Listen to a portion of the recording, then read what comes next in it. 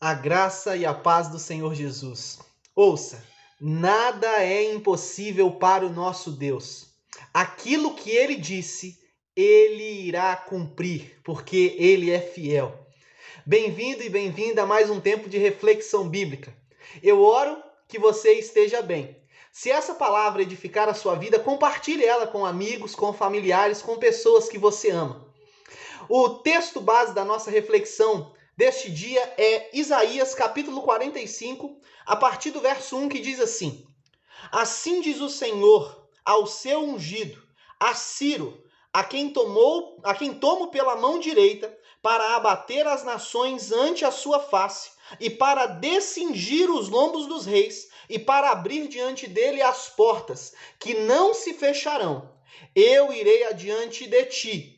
Endireitarei os caminhos tortuosos, quebrarei as portas de bronze e despedaçarei as trancas de ferro. Dar-te-ei os tesouros escondidos e as riquezas encobertas, para que saibas que eu sou o Senhor, o Deus de Israel, que te chama pelo teu nome. Essa é uma verdade bíblica. Não existe nada impossível para o nosso Deus. Não existe nada que Deus não possa fazer. Mas ouça, preste muita atenção. Tome muito cuidado para que você não coloque palavras na boca de Deus que Deus não disse. Porque Deus, ele cumpre tudo o que ele promete. Mas aquilo que ele promete, não o que nós dizemos que ele promete. Tome muito cuidado, porque Deus ele preza pela sua palavra. Então ele tem compromisso com o que ele fala, e não com o que eu falo, e não com o que você fala, a não ser que o que a gente fale seja de fato palavra vinda do coração de Deus. Entenda isso. O rei Ciro é chamado aqui de ungido do Senhor. O rei Ciro ele não era rei do povo de Israel, mas ele foi usado por Deus em benefício do povo de Deus. Irmãos, preste atenção. Foi Deus quem usou Ciro para libertar o povo de Israel do cativeiro babilônico, mais ou menos por volta do ano 538. E essa informação é tão importante a gente perceber isso, porque esse relato do texto de Isaías que nós lemos, Isaías 45, aconteceu cento e poucos anos antes, o relato do texto foi escrito cento e poucos anos antes do fato acontecer na vida do povo de Israel, do povo ser liberto, cento e poucos anos antes. E o que a gente aprende com isso? Deus, ele cumpre o que ele promete. O que Deus promete, ele faz. O que Deus fala, ele cumpre. Não importa o tempo, não importa a circunstância, ele é Senhor e tem compromisso com aquilo que ele fala. Por isso que eu peço, tome muito cuidado para não colocar palavras na boca de Deus. Porque pode acontecer duas coisas. A primeira, você pode pecar contra Deus fazendo isso. E a segunda, você pode se frustrar e frustrar outras pessoas.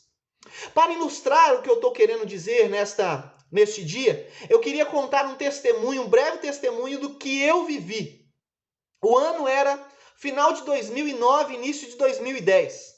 Eu era jogador de futebol, muitos irmãos e irmãs sabem disso, profissional, e eu pedi a rescisão do meu contrato junto ao Vitória da Bahia, que era o clube que eu jogava.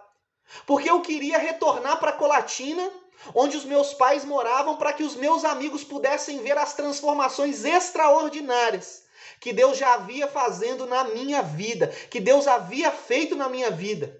Eu entendia que essa era a vontade de Deus e eu queria voltar mesmo para Colatina, para que os meus amigos que antes me viam na bagunça, me viam bebendo, me viam usando drogas, me viam não sendo fiel a ninguém, nem a mim mesmo, agora vissem uma pessoa transformada pelo poder de Deus. E a minha intenção era levar, né, essa esperança de que é possível transformação em Cristo Jesus, é possível haver transformação e restauração, é possível Deus fazer de nós e de qualquer pessoa um novo homem, uma nova mulher, uma nova criatura, e esse era o desejo do meu coração. Como eu não sabia fazer outra coisa, ao pedir, né, rescisão, ao rescindir o meu contrato de 1 ano ainda, eu tinha 1 ano de contrato ainda com Vitória da Bahia, eu precisei abrir mão de bastante dinheiro, mas glória a Deus por isso, não faz falta, para a glória de Deus. Eu precisei entrar em contato com o treinador do Colatina na época, porque era a cidade que eu iria e eu precisava continuar ganhando dinheiro, trabalhando. Então eu precisava jogar futebol. E eu entrei em contato com um treinador chamado Hugo Cardoso, que foi meu treinador quando eu era criança, né? E assim, um cara nota 10, super gente boa. E liguei para ele, entrei em contato com ele e falou: "Não, pode vir". E aí acertei a minha ida para o clube do Colatina. Óbvio que não foi por dinheiro, porque eu comecei a ganhar bem menos do que eu ganhava no Vitória. Mas eu entendia que era isso que Deus queria para minha vida. Entenda só como era o contexto da Sociedade Esportiva Colatina na época, era assim que se chamava o time de Colatina na época. Ele estava disputando a 2ª divisão do Campeonato Capixaba. E os finalistas da 2ª divisão subiriam para a primeira, e esse é o nosso alvo. Era o nosso alvo, de subir para a 1ª divisão do Campeonato Capixaba. Na semifinal, nós chegamos à semifinal e enfrentamos o Estrela de Cachoeiro de Itapemirim, que é um time tradicionalíssimo lá do Espírito Santo. E nós jogamos em Colatina o primeiro jogo, empatamos em 2-2, tomamos um gol no finalzinho. E nós precisamos ir, viajamos para Cachoeiro precisando ganhar, porque quem ganhasse subiria para a 1ª divisão. E ainda no vestiário, pouco antes do jogo, Deus ele me deu uma palavra, e exatamente esses 3 versículos que eu li para você aqui em Isaías. E quando a gente faz, geralmente os jogadores fazem uma rodinha, se você já participou de algum esporte, já jogou alguma coisa quando você era mais novo, né? Você sabe, eles fazem uma rodinha para terem um momento de oração, né? E aí tem um momento de oração, de pedir a Deus, a bênção de Deus sobre aquele jogo, sobre as suas vidas, proteção, enfim. E aí, nesse momento, eu abri a Bíblia, né? O Espírito Santo colocou no meu coração: abra a Bíblia. Eu abri a Bíblia exatamente em cima desse texto. E aí, Deus ministrou isso ao meu coração e eu compartilhei com aquele pessoal, compartilhei com os jogadores.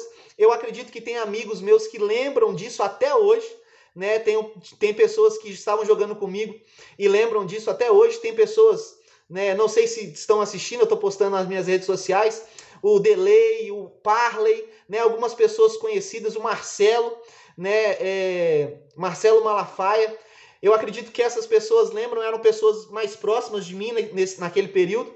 E aí, acho que até o próprio Rafinha estava na época também, que é um outro amigo meu também que jogou nessa época.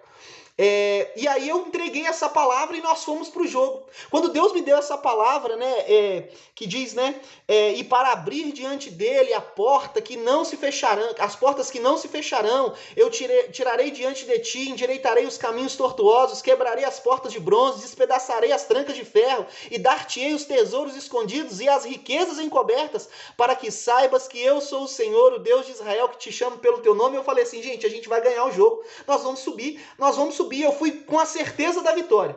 Mas ao fim do jogo, o jogo foi muito disputado, mas ao fim do jogo nós perdemos por 3-2 e retornamos para casa. E eu me lembro que eu chorei demais dentro do ônibus retornando para casa.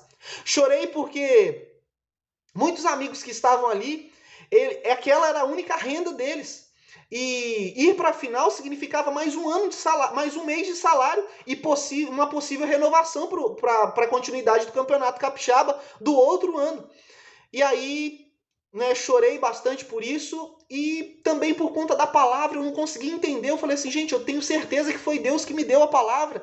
Por que ela não se cumpriu? Enfim. E eu descansei meu coração, orei, chorei, coloquei diante do Senhor, descansei meu coração e retornamos para Colatina.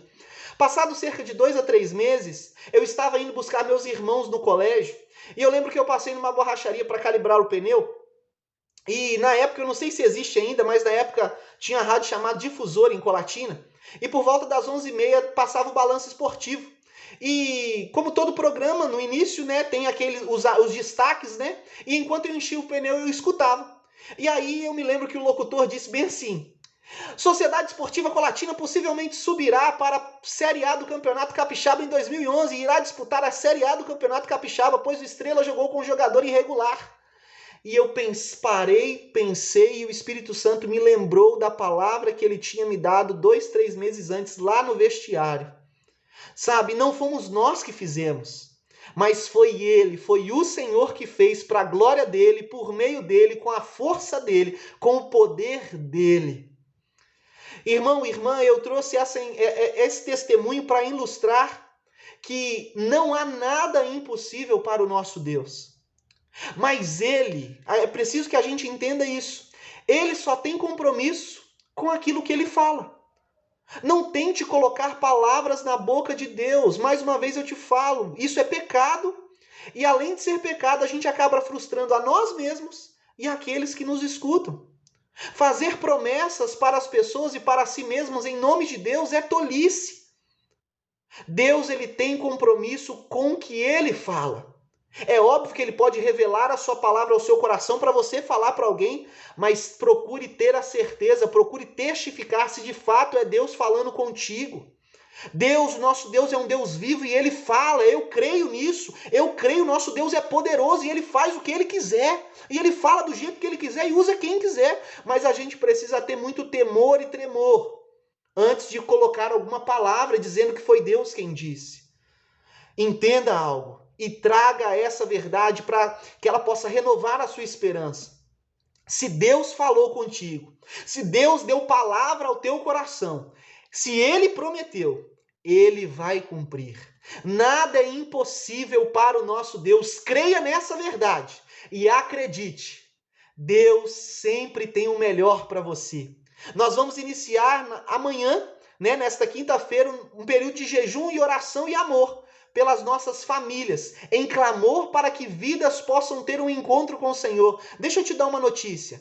É desejo de Deus salvar pessoas e é nosso papel orar, clamar ao Senhor por elas e sermos instrumentos de Deus na vida delas para que elas tenham um encontro verdadeiro com o amor do Senhor. E eu tenho certeza que Deus deseja salvar as pessoas que você ama. Deus deseja fazer aquilo que ele promete para nós. Deus deseja cumprir suas promessas em nossas vidas. Não coloque palavras na boca de Deus, mas confie naquilo que ele disse. Confie naquilo que ele fala. Porque independentemente da circunstância, independentemente do tempo que demore, porque não é no nosso tempo, é no tempo de Deus, ele irá cumprir o que falou e ele irá cumprir as suas promessas. Vamos orar? Coloque a mão no seu coração e feche os teus olhos. Pai querido, Pai amado, nós te damos graças, Senhor Deus, por esta palavra tão preciosa que vem do teu coração para os nossos corações nesse dia. Pai amado, muito obrigado, Senhor Deus, por ter o privilégio de ter vivido essa experiência, e eu oro ao Senhor para que essa experiência na tua palavra possa edificar a vida dos meus irmãos e das minhas irmãs e darem ainda mais ânimo para eles viverem experiências extraordinárias, iguais a essa ou muito maiores do que essa, nas suas vidas, Pai amado, em nome de Jesus. Dá-nos experiência como Igreja Metodista em Sevilha, Igreja Metodista em Veneza, em oração, para que nós possamos, Deus, crescer em comunhão no Senhor. Em nome de Jesus nós oramos, crendo na sua fidelidade e no seu poder, em nome de Jesus. Amém, amém, amém, meu irmão e minha irmã. Alguns avisos rapidinho, principalmente se você faz parte das nossas amadas igrejas Metodista em Sevilha e Metodista em Veneza, aqui na cidade de Ribeirão das Neves, Grande Belo Horizonte. Nosso propósito de jejum, oração e amor inicia nessa quinta-feira, amanhã, oração, jejum e amor pelas famílias. Faça a sua lista, ore, entenda isso, ore, clame ao Senhor e creia, é desejo de Deus levar salvação para as pessoas que nós amamos. A salvação em Cristo Jesus que te alcançou, é desejo de Deus fazer ela conhecida para as pessoas à sua volta. Creia nisso. E também, no domingo, nosso culto de celebração, no Sevilha, às 18 horas e no Veneza, às 19h30. Se você ainda deseja participar da modalidade online, 18 horas, online é disponibilizado o link no grupo da igreja. Mas se você puder, esteja conosco presencialmente, 18 horas em Sevilha e 19h30 em Veneza, com todos os cuidados, e ali estaremos adorando ao nome do nosso Senhor e seremos edificados pelo poder da sua palavra. Que Deus te abençoe, e se essa palavra falou contigo, compartilhe com mais pessoas que você ama. Deus te abençoe e um forte abraço.